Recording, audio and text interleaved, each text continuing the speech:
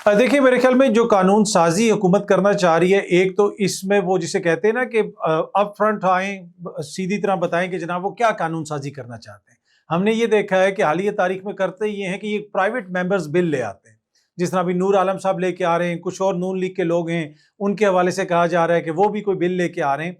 आज जो आप बता रहे हैं कि कोरम पूरा नहीं हुआ और एडजर्न हो गया इजलास फ्राइडे तक, इससे वाज़ेह है कि जो मतलूबा नंबर्स हैं, जो हुकूमत चाहती है कि नंबर्स उनको मिलें, इसलिए कि कोई भी आईनी तरमीम होगी उसमें आपको 2/3 अक्सरियत चाहिए दोनों ऐवानों में। ये नहीं हो सकता कि आप मुश्तरका इजलास बुला लें और 2/3 अक्सरियत हासिल कर लें। जिधर से वो ओरिजिनेट होगा वहां पे भी 2/3 अक्सरियत, फिर वो दूसरे ऐवान में भेजा जाएगा वहां पे भी 2/3 अक्सरियत। अभी तक जो खबरें हैं वो ये हैं कि तमाम तर कोशिशों के बावजूद, तमाम तर हीले बहानों के बावजूद, जिस तरह आप देखते हैं कि पाकिस्तान तहरीक इंसाफ को मखसूस नशिस्तें नहीं दी गई और उसमें ख्वाहिश यही है कि इसमें से कुछ लोग टूट के दूसरी तरफ चले जाएं।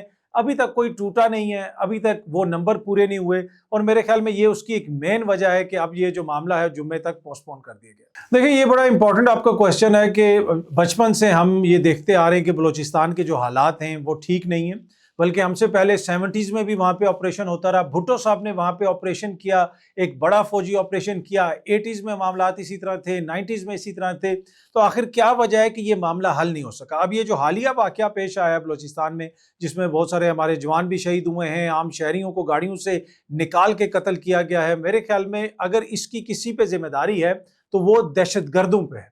किसी और को हम जिम्मेदारी नहीं दे सकते इन दिस रिगार्ड। वो सरासर जो है, कोई अगर जिम्मेदार है तो वो दहशतगर्द हैं। ना इसमें कोई नाराजगी की बात है, ना ये कोई सियासी बात है, इस पे कोई एक्सक्यूज नहीं है। हाँ, जहां पे हुकूमत की नाकामी है कि इतने अरसे तक आप इसका हल क्यों नहीं निकाल सके। अब उन लोगों को सिक्योरिटी देना भी हुकूमत का काम है। अगर आप इस वक्त हुकूमत की संजीदगी का अंदाजा लगाएं, वैसे तो आज मोहसिन नकवी साहब कोयटा पहुंचे हुए हैं, लेकिन हमारे मुल्क में ये हालात हैं और एक पार्ट टाइम वजीर दाखिला है आपके पास। वो पार्ट टाइम वजीर दाखिला हैं, वो पार्ट टाइम चेयरमैन पीसीबी हैं। जो क्रिकेट की हालत है वो भी आपने देख लिया कि बांग्लादेश से हम हार रहे हैं। वर्ल्ड कप में जो हमारे साथ हुआ वो भी अनप्रेसिडेंटेड था। तो एक संजीदगी हमें नजर नहीं आती है। कोशिश ऐसे की जा रही है कि जैसे एक ही मेथड से सब कुछ चलाना है। ये नहीं हो सकता कि जो बंदा क्रिकेट भी चला रहा हो वो मुल्क की सिक्योरिटी के मामलात को भी देख रहा हो, वो वजीर दाखिला भी हो। ऐसे नहीं हो सकता। तो हुकूमत के पार्ट पे आपको गैर संजीदगी नजर आती है। बाकी इसका जो हल है वो एक सियासी हल है। अब आप देख लें कि दीगर ममालिक के अंदर भी बहुत सारी दहशतगर्दी की इस तरह की तंजीमें रही हैं, बहुत सारी इंसर्जेंसी के वाकयात रहे हैं। अगर आप नॉर्दर्न आयरलैंड की मिसाल ले लें, वहाँ पे भी फिर एक गुड फ्राइडे एग्रीमेंट हुआ। बहुत सारे जो फैक्शंस थे उनके साथ बरतानवी हुकूमत ने बैठ के बातचीत की। तो यहाँ पे भी इसका एक सियासी हल निकलेगा। डंडे के जोर के ऊपर कुछ हद तक तो आप चीज़ों को कंट्रोल कर सकते हैं, लेकिन देर पा अगर हमने हल निकालना है तो वो एक सियासी हल निकालना पड़ेगा। देखिए ये जो नए चीफ जस्टिस साहब का मामला है, ये देखिए वही हुकूमत है जिसने काजी फाइज ईसा साहब को तकरीबन 3 महीने पहले नोटिफाई कर दिया था। अब वही वजीर कानून है, वही वजीर आजम है। क्या वजह है कि मंसूर अली शाह साहब को नोटिफाई नहीं किया जा रहा? आप भी ये जो क्वेश्चन कर रहे हैं कि ख्वाजा आसिफ साहब ये फरमा रहे हैं, वजीर कानून ये फरमा रहे हैं, ये सारी एम्बिग्विटी, ये सारा इबहम किस वजह से? इसी वजह से है कि हुकूमत की जानिब से कोई डिसीजन नहीं लिया जा रहा। अब हुकूमत कह रही तो ये है कि हम चीफ जस्टिस को किसी किस्म की कोई एक्सटेंशन नहीं देना चाहते, ना ही वो लेना चाहते हैं, लेकिन बहुत सारे जो बाखबर सर्कल्स हैं उसमें ये बात बिल्कुल आम तौर पे डिस्कस हो रही है और हुकूमती शख्सियात भी ये कह रही हैं कि ऐसा पैकेज मौजूद है कि जहाँ पे कोशिश ये होगी कि मौजूदा जो चीफ जस्टिस हैं वो अपना काम जारी रखें। हाँ, उनके सिर्फ उनके जो ओहदा है उसकी म्याद में इजाफा नहीं किया जाएगा। हो सकता है कि तमाम जो जज साहिबान हैं उनकी उम्र बढ़ा दी जाए, 68 कर दी जाए, तो इस तरह ऑटोमेटिकली उनकी जो सर्विस है वो भी बढ़ जाएगी। या ये भी हो सकता है कि सीनियरिटी का कोई ऐसा प्रिंसिपल ले आए या उम्र कम कर दी जाए। तो बहुत सारी चीजें ऐसी गर्दिश कर रही हैं और हुकूमत का जो इशू है कि वो आके वाजे तौर पे कहे ना कि जी ना हम चीफ जस्टिस साहब को दे रहे हैं एक्सटेंशन, ना हमने उम्र बढ़ानी है, ना हम उम्र कम कर रहे हैं, ना हम सीनियरिटी के प्रिंसिपल को तब्दील करेंगे और मंसूर अली शाह साहब अगले चीफ जस्टिस हैं। ये क्यों नहीं कह रही? इसमें हुकूमत को क्या ऐसा इशू है ये कहते हुए कि मंसूर अली शाह साहब अगले चीफ जस्टिस हैं? इसलिए कि आपको पता है कि मंसूर अली शाह साहब आजकल चैम्बर वर्क करना है उन्होंने अगले हफ्ते से या सितंबर के महीने से, और उन्होंने तफसीली फैसला भी लिखना है जो मखसूस नशिस्तों का फैसला है। तो क्या ये दबाव डालने की कोई कोशिश है? क्या ये उस सिलसिले में कोई कड़ी है? मुझे नहीं पता, लेकिन मेरे ख्याल में बड़ा अनफॉर्चुनेट है कि जो आने वाले चीफ जस्टिस हैं आप इस तरह उनके साथ सलूक कर रहे हैं कि जनाब उनके हवाले से हर कोई डिस्कस कर रहा है, मीडिया पे डिस्कशन हो रही है और उनका नोटिफिकेशन नहीं हो रहा। तो हुकूमत बिल्कुल इस मामले पे क्लियर नहीं है। بالکل وہ واضح نہیں ہے، اور جان کے وہ اس کے اوپر واضح نہیں ہے. کیوں نہیں ہے وہ میں نے آپ کو بتا دیا کہ ابھی بھی کوشش ہے کہ آخری منٹ میں کوئی ایسا میریکل ہو جائے کہ جو وہ چاہتے ہیں وہ ہو جائے. دیکھیں اگر اس طرح کی کوئی امینڈمنٹ آتی ہے کہ جہاں پہ جوڈیشری کے معاملات کو چھیڑا جاتا ہے تو مجھے نہیں لگتا کہ اس سے معاملات سیٹل ہوں گے. آپ گزشتہ 2-2.5 سال کا دیکھ لیں پاکستان میں، ہر چیز کے بعد ان کی کوشش یہ ہوتی ہے کہ جی اس کے بعد جو ہے ہم جب یہ کر لیں گے تو چیزیں سیٹل ہو جائیں گی. کیا آپ کو چیزیں سیٹل ہوتی ہوئی نظر آئیں؟ جس دن سے عمران خان صاحب کی حکومت کا خاتمہ ہوا ہے ایک دن بھی چیزیں سیٹل نہیں ہوئی، کیونکہ کچھ نیچر جو ہے نا وہ بھی پلے کرتی ہے اپنا رول، اور اس کے ساتھ ساتھ سیاست کے اندر کچھ چیزیں بڑی امپورٹنٹ ہوتی ہیں، اور اس میں بیسک چیز جو ہے اگر آپ کے پاس عوامی مینڈیٹ نہیں ہے. اب آئینی ترمیم لانے کی کون لوگ بات کر رہے ہیں؟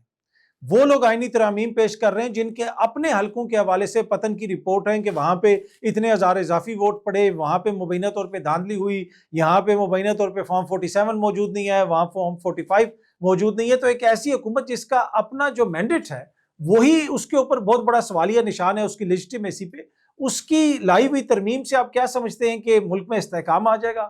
آنا ہوتا تو 2 سالوں کے اندر آ جاتا. مجھے نہیں لگتا. جو یہ حکومت کو مشورے دے رہے ہیں کہ آپ اس طریقے سے جناب آنے والے چیف جسٹس صاحب کے حوالے سے اس طرح کا رویہ رکھیں، اس کے بعد جو آنے والے چیف جسٹس ہیں ان کے حوالے سے اس طرح کا رویہ رکھیں، تو یہ قطعاً سیاسی طور پہ ان کو فائدہ نہیں ہوگا، اس سے مزید بحران میں اضافہ ہوگا. دیکھیں یہ چینج بڑی امپورٹنٹ ہے. تحریک انصاف کے اندر بہت سارے ماہ سے یہ بحث چل رہی تھی کہ جو ہمارے لیگل کیسز ہیں کیا ان کو صحیح طریقے سے دیکھا جا رہا ہے. ایک دیکھیں اس میں 2 پہلو. ایک پہلو تو یہ ہے کہ لیگلی یہ جس مرضی کو سامنے لا کے کھڑا کر دیں، دوسری طرف جو موڈ ہے وہ لیگل مسائل تو ہے نہیں ہے. خان صاحب کا اگر ایک مقدمے میں ان کو ریلیف ملے گا تو حکومت برملا کہتی ہے کہ ہم دوسرا مقدمہ قائم کر دیں گے. اور جو الیکشن کمیشن کا کنڈکٹ ہے وہ بھی آپ کے سامنے ہے، باقی ساری جماعتوں کے ساتھ ان کا کیا سلوک ہے، ان کے ساتھ پی ٹی آئی کے ساتھ کیا سلوک ہے وہ بھی ہمارے سامنے ہے. اب یہ مخصوص نشستوں والا جو معاملہ ہے سپریم کورٹ کا فیصلہ آیا ہوا ہے، لیکن اس کے اوپر بھی الیکشن کمیشن کی جانب سے عمل درآمد نہیں ہو رہا. تو وہ تو ایک مسئلہ ہے، لیکن یہ بھی مسئلہ ہے کہ جو ان کی لیگل سٹریٹجی ہے اس کے اوپر بہت بڑا سوالیہ نشان ہے. جس طرح پشاور ہائی کورٹ میں جو ان کا کیس تھا تو علی ظفر صاحب وہاں پہ لیٹ پہنچے، کچھ لوگوں نے یہ کہا کہ انہوں نے وہاں پہ صحیح طریقے سے آرگیو نہیں کیا. پھر ہم نے یہ بھی دیکھا کہ جو سپریم کورٹ کے اندر ان کے معاملات تھے وہاں پہ بھی اس طرح فورسفلی انہوں نے جو بلے والا معاملہ تھا وہ، اور اس کے بعد اس طریقے سے پٹیشنز دائر نہیں کی کہ وہ بار بار پٹیشنز دائر کرتے کہ یہ مسئلہ ہے وہ مسئلہ ہے. تو یہ وہ سارے مسائل ہیں جن کے اوپر ڈسکشن ہوتی رہی. اور ایک اور جو بڑا مسئلہ ہے کہ جو عمران خان صاحب کہتے رہے ان کے اوپر کہ آپ جا کے عدم اعتماد کا اظہار کریں معزز چیف جسٹس صاحب کے اوپر اور اسلام آباد ہائی کورٹ کے معزز چیف جسٹس صاحب کے اوپر، لیگل ٹیم نے اس کو بھی اس طریقے سے امپلیمنٹ نہیں کیا، اس اسٹریٹجی کو اس طریقے سے نہیں مانا، آلدو کہ کچھ ان کے وکلا نے یہ بات کی. تو میرے خیال میں یہ وہ ساری چیزیں ہیں جن کو سامنے رکھتے ہوئے اب یہ فیصلہ کیا گیا ہے کہ نئے وکلا کو سامنے لایا جائے گا. اور دوسرا علی ظفر صاحب ہیں، ان کے سیاسی معاملات بھی ہیں، دیگر ان کی جو سینئر قیادت ہے جس میں سارے وکلا ہیں، شعیب شاہین صاحب ہو جائیں، بیرسٹر گور صاحب ہو جائیں، شیر افضل مروت صاحب ہو جائیں، دیگر عمیر نیازی صاحب ہو جائیں، یہ سارے وکیل بھی ہیں، سارے سیاستدان بھی ہیں. تو ان کے لیے ممکن نہیں ہے کہ جناب یہ وکالت بھی صحیح طریقے سے کر سکیں اور سیاست بھی.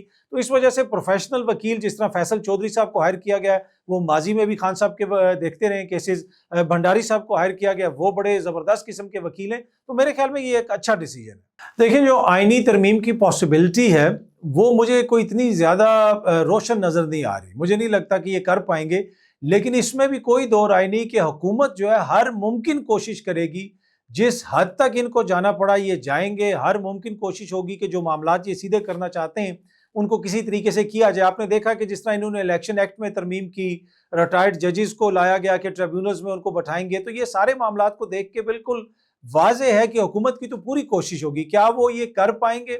مجھے تھوڑا سا مشکل لگتا ہے کہ موجودہ حالات میں وہ اتنا آسان نہیں ہوگا ان چیزوں کو کرنا.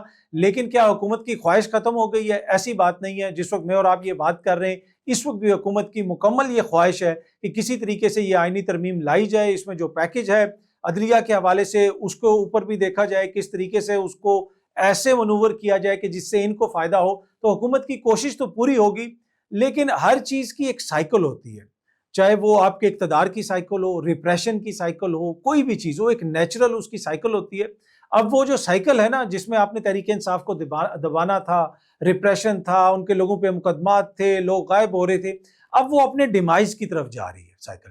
تو ایسے میں مجھے نہیں لگتا کہ حکومت یہاں سے کچھ ایسا کر پائے گی کہ وہ ایک دم سے حکومت کو مزید جو ہے وہ 3-4 سال مل جائیں گے. وہ مجھے ہوتا ہوا نظر نہیں آ رہا۔ دیکھیں تحریک انصاف کے اندر آپ نے دیکھا کہ لاہور کے اندر بھی نئے جو لوگوں کو عہدے دیے گئے ہیں تنظیم میں، وہ ورکرز کو آپ دیکھیں گے کہ جو عام ورکر ہیں ان کو آگے لایا جا رہا ہے۔ میں نے آپ سے شاید پہلے بھی بات کرتے ہوئے کہا تھا کہ جس قسم کے حالات ہیں اب تحریک انصاف کی قیادت پیچھے رہ جائے گی اور ورکر آگے نکل جائیں گے، اور بعد میں غالباً خان صاحب نے یہ اپنی جو ان کی قیادت ہے ان سے بات کرتے ہوئے بھی کہا ہے کہ اگر آپ اسی طرح رہو گے تو عوام آپ لوگوں سے آگے نکل جائے گی۔ تو یہ اسی کا ایک ہمیں نظر آتا ہے کہ لاہور کے اندر آپ دیکھ لیں، وہاں پہ بھی آپ کو نئی قیادت نظر آ رہی ہے، پشاور میں بھی نئی قیادت نظر آ رہی ہے۔ لیکن کیا یہ کوئی بہت بڑا ایشو ہے؟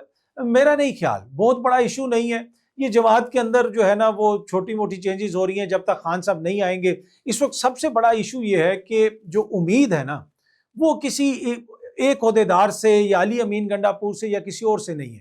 اس وقت جو لوگوں نے امید اپنی باندھی ہوئی ہے وہ انہوں نے عمران خان صاحب سے باندھی ہوئی ہے، اور قوم کا ایک بڑا حصہ ہے وہ ان کو سپورٹ کرتا ہے۔ آپ دیکھ لیں کہ آپ کسی بھی شخص سے، وہ اگر بستر مرگ پہ بھی پڑا ہو نا، آپ اس کو جا کے دنیا جہاں کی دولت دے دیں وہ آپ کو وہ دے دے گا، کہے گا یہ لے لو، مجھے کسی طریقے سے ٹھیک کر دو، لیکن اپنی زندہ رہنے کی امید وہ آپ کو نہیں دے گا، اس لیے کہ اس کی وہ آخری امید ہے۔